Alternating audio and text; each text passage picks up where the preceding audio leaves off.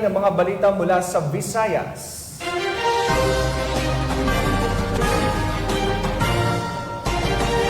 Kasong rape ang kinakaharap ngayon ng isang lalaki matapos itong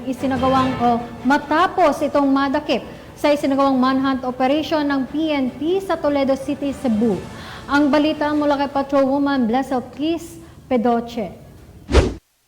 Arestado ng Toledo PNP ang lalaking may kasong rape sa isinagawang manhunt operation sa Pandong Bato Media 11, Toledo City, Cebu, nito lamang makaraan. Kinilala ni Police Lieutenant Colonel Manolo F. Sabaltierra, Chief of Police ng Toledo City Police Station, ang suspect na si alias Stromnik, 33 anyos at residente na nabanggit na lugar. Ayon sa ulat ng pulisya, bandang alas 2:55 ng hapon na ikinasaang manhunt operation na nagresulta sa pagka-aresto ng suspect sa bisa ng warrant of arrest para sa kasong rape na kaugnay sa RA 7610 na walang rekomendadong piyansa. Kasalukuyang nasa kustodiya na ngayon ng Toledo CPS Custodial Facility ang suspect habang ipinibigay alaman ng kinaukulang korte ang pagkakahuli nito. On May 17, 2024 at 2:55 p.m., Romnick Alferi Silin arrested through manhunt operation by elements of the station under the close supervision of our Chief of Police, Police Lieutenant Colonel Manolo F. Salvatierra for the crime violation of rape in relation to Republic Act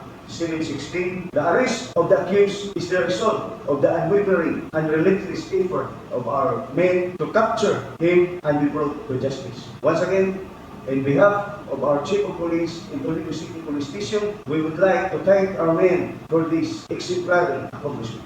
Ang Toledo City PNP ay patuloy sa kanilang kampanya kontra lahat ng uri ng kriminalidad upang mapanatili ang kaayusan sa buong syudad dahil sa bagong Pilipinas, gusto ng pulis, ligtas ka. Mula dito sa Central Visayas, ako ang Police News Network Correspondent, Patrolwoman Blessel Kiss Pedoche, alagad ng batas, tagataguyod ng balitang pulis. Maraming salamat, Patrolwoman Pedoche.